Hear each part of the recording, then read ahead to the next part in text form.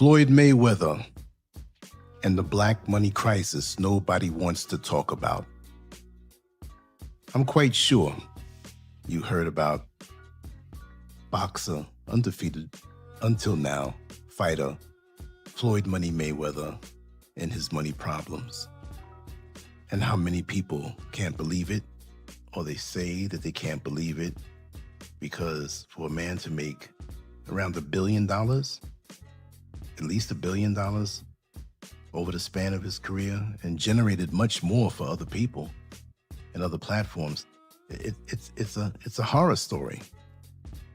Because I'm willing to bet that the majority of us here haven't touched $1 billion in our lifetime, which it doesn't really gauge your self-worth, because there's so many psychological implications or things that are revealed on when people handle money and how they handle money, you see? So, you know, it's let's put it this way. There comes a point where we have to stop lying to ourselves. We have to stop pretending that making money automatically means that we understand money. It doesn't. Some people can earn millions and still think like they're broke. Some people can become famous and still carry the same damaged mindset that keep them struggling before the fame ever arrived. That is the hard truth many people do not want to face. See, let's say our DNA, who we are at the core, most of the time, it doesn't change depending on our bank account. Like, we get rich and we think it is covered or banished our hangups and our idiosyncrasies, and it hasn't. It's just an extra barrier, an extra layer that we can pretend, but really it's the same person operating beneath. So I know some people who don't have much money at all, and if they got it, and this is my opinion, they'd be able to handle it because they know who they are, and they patched up all of the low self-esteem characteristics that they have, because most of us want to wear our wealth on our sleeve as though it elevates us above the next person. I just can't think like that. The recent drama surrounding Floyd Mayweather Jr. has become bigger than boxing, bigger than celebrity gossip, bigger than lawsuits and headlines. What we are seeing is a public example of what happens when massive wealth collides with poor financial protection, blind trust, emotional spending, and the pressure to constantly perform success in front of the world. You hear that? The pressure to constantly perform success in front of the world. What are you getting back at? See, you have a hole in your makeup. You have a hole in your heart. You have a void inside of you. And so you have to get this wealth and show it to the world. They don't care. It's you doing this to yourself. You're the one thinking that it's doing something for you by performing, right? Performing success.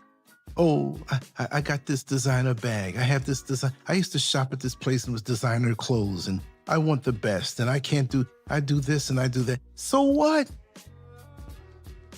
I have purposely and personally stripped myself away from many things that weren't even in excess. Right now, there's nothing about me that if you see me in the street that'll make you think that I have anything. I'm closer to, and understand me when I say this, I'm closer to that point when you die, right? You can put baubles and rubies and trinkets and diamonds in the casket, if that's how you choose to go. You're still leaving with nothing. So I've stripped myself away of all of those things that, and again, not that I lived above my means or squandered whatever wealth I may have had in different points in my life, because there were points in my life when I did have a good amount of money. There are points in my life where I was dead broke. There was one point in my life where I didn't even know where I was going to sleep that night because of circumstances. That's the lowest it got for me, and something came through for me. It was technically the lowest point of my life. But I moved through that with confidence because I faced it. I said, well, I have to sleep on a park bench tonight. I will do it. See, there's a lot to my life that many people don't even know about. So if you wonder about my resilience, if you knew my story and knew my life, you'll understand. Plus the way I was built from the core. From the beginning, my parents. So I just don't get caught up in the stupidness that people do.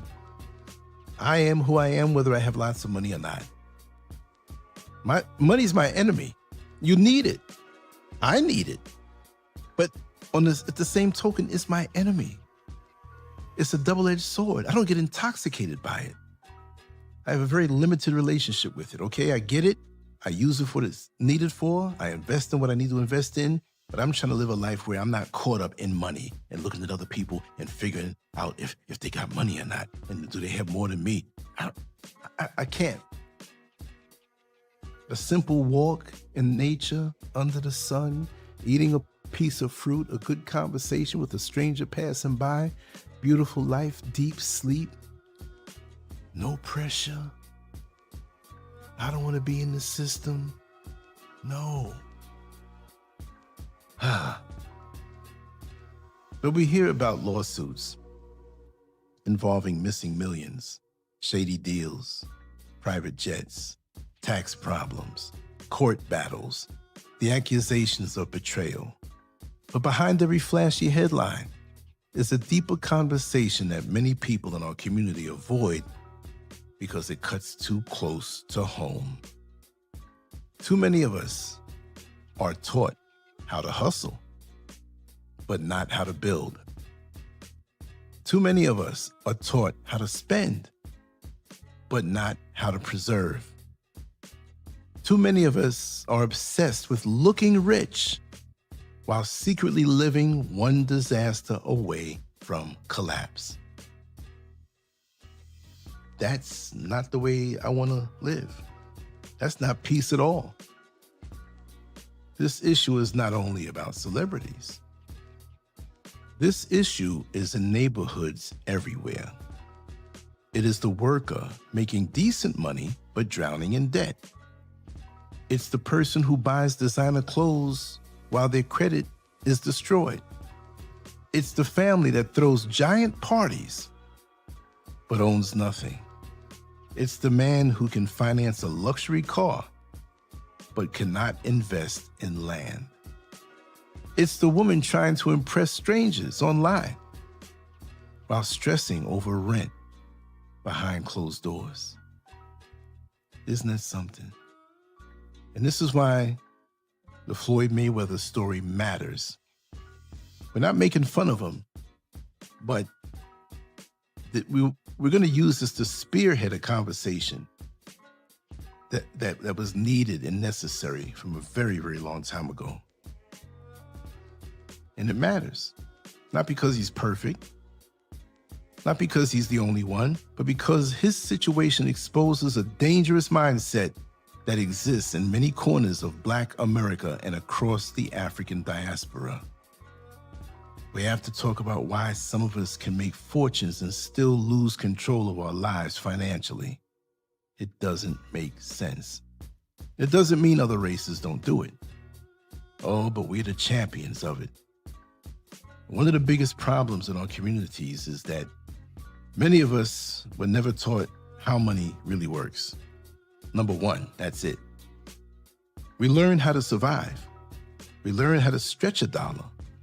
We learn how to hustle and grind, but nobody sat many of us down and explained taxes, investments, ownership, trust, business structures, or generational wealth. So when money finally comes, many people react emotionally instead of strategically. They buy things that make them feel important. They surround themselves with people who clap for them. They start spending like money will never stop flowing. But money without discipline becomes a weapon pointed at your own future. You're setting yourself up. Financial suicide, but it feels good now. We confuse looking rich with being wealthy. And this is one of the most destructive habits we have normalized. Looking rich is not the same as being wealthy. A person can wear $10,000 around their neck and still be financially drowning. A person can own luxury cars and still owe the IRS millions.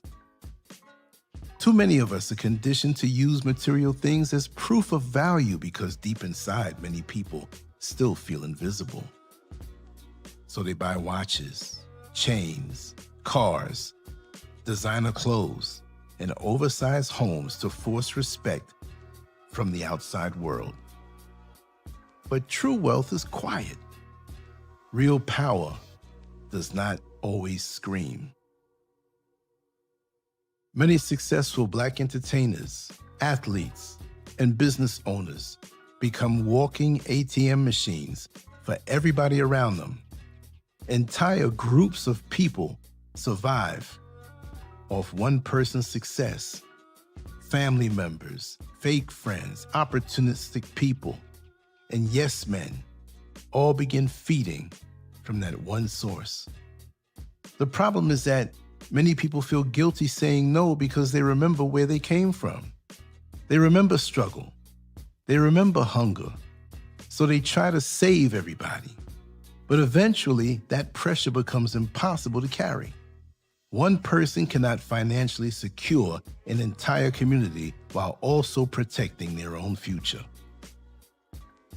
The allegations involving missing money and questionable business dealings around Floyd Mayweather shine a light on another painful issue. Many successful people trust the wrong individuals with their finances because they mistake loyalty for competence. Some people keep childhood friends around who are not qualified to manage anything. Some refuse to hire professionals because they fear being cheated by outsiders. Others become easy targets because they do not fully understand the paperwork they are signing. This is how fortunes disappear. Not always from robbery in the street. Sometimes the robbery happens in boardrooms, contracts, fake investments, and hidden transactions. See, the IRS does not care about fame. And that's a major lesson people continue to ignore all the time, is that the government will always come looking for its money. Taxes are not optional. Fame does not protect anybody from financial responsibility. Many celebrities earn massive amounts quickly, but fail to prepare for the tax burden attached to that income. By the time the reality hits, the debt has exploded into millions. Liens get placed on properties. Assets become vulnerable. Stress increases. Public embarrassment follows. This is why financial education matters so much. Making money is only one part of the game. Keeping it legally protected is another skill entirely. This conversation gets uncomfortable because it touches emotional wounds. Some people spend recklessly because money became their therapy. Growing up without enough can create an obsession with proving that you finally made it. This is why some people buy things they do not need just to feel powerful for a moment. The expensive dinner, the flashy jewelry, the luxury lifestyle, the giant house full of empty rooms. Sometimes those purchases are less about enjoyment and more about healing childhood pain through material possessions. But trauma spending eventually catches up to people. Pain covered by luxury is still paying. In many circles, financial irresponsibility has become entertainment. Social media rewards excess. The internet celebrities wasteful lifestyles. People compete to show who spent the most instead of who built the most. Meanwhile, ownership gets ignored. Land ownership, business ownership, investments, insurance, retirement planning, estate planning. These conversations are often treated as boring while reckless spending gets glorified. The mindset keeps people trapped in cycles where money comes fast and leaves even faster. When people live irresponsibly, children eventually suffer the consequences. Court battles, child support disputes, public scandals, and broken family structures all create long-term damage beyond the money itself. Money problems create emotional stress. They create instability. They create bitterness and division. A person may appear successful publicly while the personal life quietly collapses behind the scenes. This is why financial discipline is not just about dollars. It's about protecting future generations from chaos. And the fact that celebrity culture has misled many of us often gets ignored, and it still misleads many of us. Too many people worship entertainers without understanding the reality behind the image. Social media shows private jets, luxury shopping, and expensive vacations, but it rarely shows debt, lawsuits, stress, or betrayal. Young people grow up believing success means showing off. They think wealth means constant display. But many people with flashy lifestyles are financially unstable behind the scenes. The image becomes more important than the reality. That, my friend, is a dangerous trap. Income is money coming in. Wealth is what remains after discipline, protection, investment, and time. A person can have high income and still be broke mentally and financially. Real wealth is ownership. It is peace. It is having assets that continue producing value long after the spotlight fades. Real wealth is not depending on applause to feel important. Until more of us understand that difference, many people will continue repeating the same painful cycle generation after generation. And how sad is that? These words are not about attacking Floyd Mayweather. It's about recognizing patterns that continue hurting our communities. We cannot keep celebrating surface-level success while ignoring the destruction underneath, time and time again. We have to teach financial literacy in our homes. We have to stop encouraging performative lifestyles. We have to stop worshiping appearances over substance. We have to stop treating wealth like a costume. The saddest thing in the world is not being born poor. The saddest thing is gaining everything and still losing control because nobody prepared you mentally for what wealth requires. Too many of us were taught how to get money, but never taught how to protect it. That gap has destroyed families, careers, legacies, and futures. The problem is bigger than one boxer, bigger than one lawsuit, bigger than one celebrity scandal. And until we face the truth honestly, the cycle will continue. The flashy cars will continue. The designer labels will continue. The giant chains will continue. The social media flexing will continue. And behind the scenes, the stress, confusion, debt, betrayal, and instability will continue too. At some point, we must stop asking how much money a person made and start asking what they built that can survive after the spotlight disappears. That's the conversation many people are scared to have. But it is the exact conversation we so desperately need. And the sooner that we have this conversation, the better. But I don't think it's going to happen because we're afraid. And we think it's a quick fix, like a bandage or a Band-Aid over a cut to get money and flash it around. But the wound still exists underneath. And this is not just about Floyd Mayweather or people who are wealthy or acting rich. You can be in a community of poor people. And on that level, some little trinket or some little advancement will make that poor person push their chest out and try to look down on the next person. Materialism is on all levels. I saw two homeless people sitting on the curb, fighting. And this is when I drove the bus in Orlando, Florida. I was at the red light, and I'm looking. And they discovered two really bitten off, thrown out burgers that were in the garbage can. So evidently they decided to split it, but one took a little more than the other.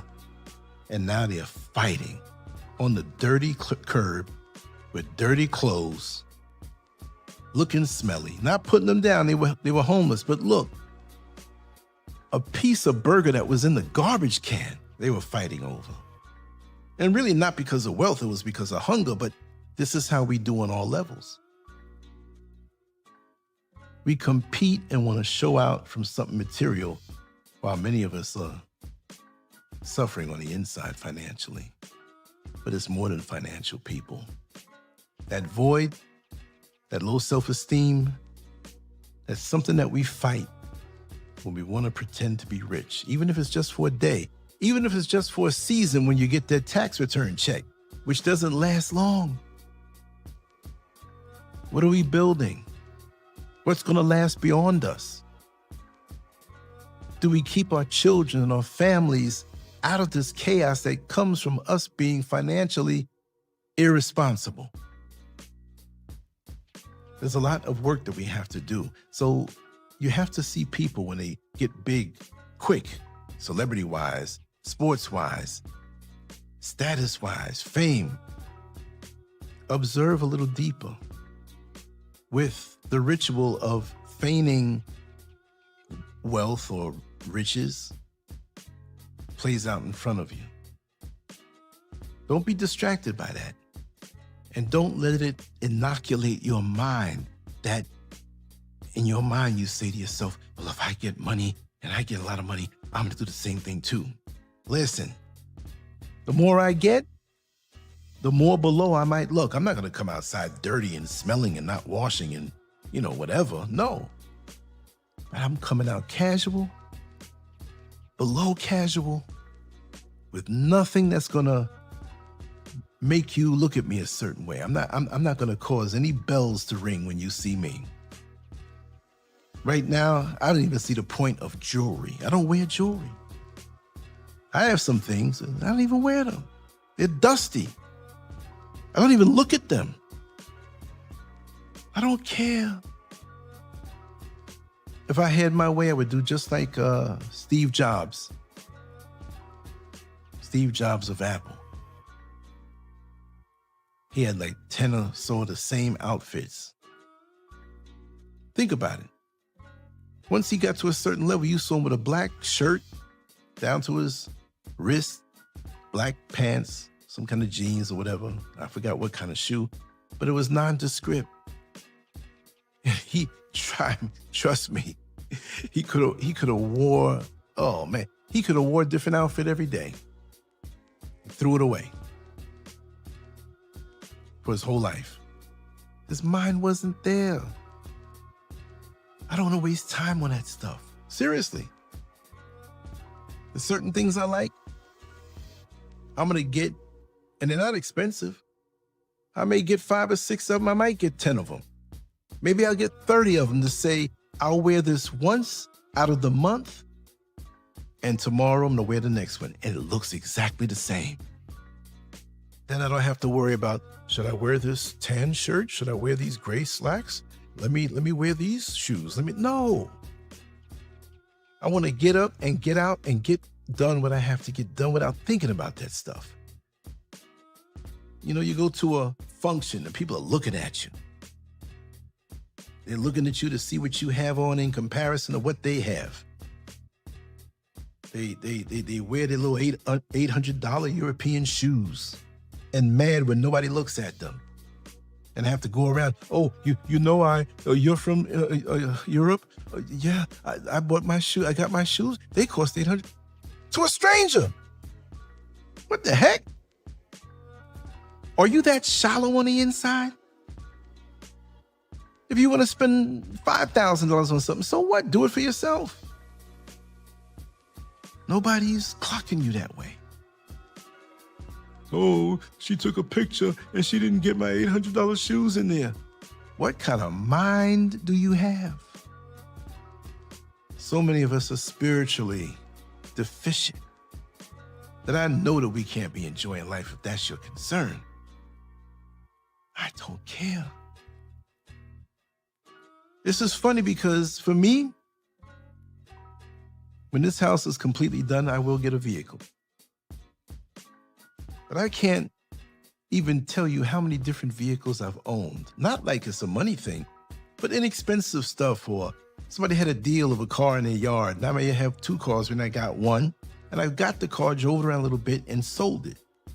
It's not like I've had every type of vehicle. And in my mind, I don't feel shame. That's a conscious choice.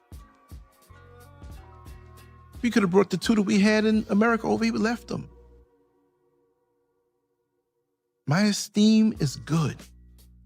And this is why you'll often run into problems with people who see that you have a healthy sense of self-esteem. It shows them up. You're not trying to show them up, but look at him. He's content with the little bit he has. I know he got more than that, but why isn't he trying to play the game like me? I don't do that. There were people I know from 40 years ago playing the game. Some of them are dead now. What did it do for them? And black people have a problem with this. You get money on you and you start getting itchy to go down and get that luxury vehicle. Why? Why? So many of us get money and want to purchase things so we can cause jealousy in someone else. Because that shows your state of mind if that's how you think. Because that means you'll walk around jealous of people. That's crazy. So the problem isn't the money. It's the mind and the heart behind it. And it shows that you didn't do enough homework to heal yourself up first. Why? If I have a leaky roof with big holes in it, would I work on putting a beautiful wall around my property and doing some things internally that are luxurious? Now, when it rains, there's water coming in. We've got to do the most important things for ourselves. We've got to sharpen our emotional, our mental, and our spiritual blades to cut through the foolishness of life so we don't get caught up in this low vibrational foolishness which brought Floyd Mayweather to the point where he is now. Prime example. Guy throwing money around and calling himself money and I made good investments. Whose business is that? Keep it to yourself if you did. Live below your means. I would probably be a very weird dude if I had several $1 million. I'd probably take joy in walking around where people think I'm real dirt poor, damn near homeless, not funky now, you know. I'm the exact opposite. I get off on flying below the radar. Let the other people waste their time and fight to prove to the world that they have all this money, that instead of learning about money, they can grow and build. Show me that you cannot work a job and have more money next year than you did now. Line yourself up. But no, it's just a temporary break for some people. I'll play rich for a couple days when I get my tax return check, and it's back to the grind again. How many women out there getting their weaves and getting their BBLs and for what? Anyway, I'm just rambling right now. I just want to know what you think. It's a quiet, happily lazy day of introspection and meditation. And I'm in love with that every single day of my life. To be, for the most part, out of the system more than I've ever been. Still in it now. Still got one little 2 toes in there. But that rhythm and the mentality and the people and the energy they bring, I don't experience that. 99% of my life is away from that. Until I go down into the city, because you have it out here too, you know. But anyway, I hope you got something out of this. A little stimulation, something to talk about. And we're on to the next one. Make sure to go to LanceScurvX.com and sign up there. And let's continue. So if you don't see this particular social media platform around anymore, you know you can go there. And that's totally separate. Anyway, I appreciate your presence. Much love to you all. LanceScurv out. On to the next one. And always, peace.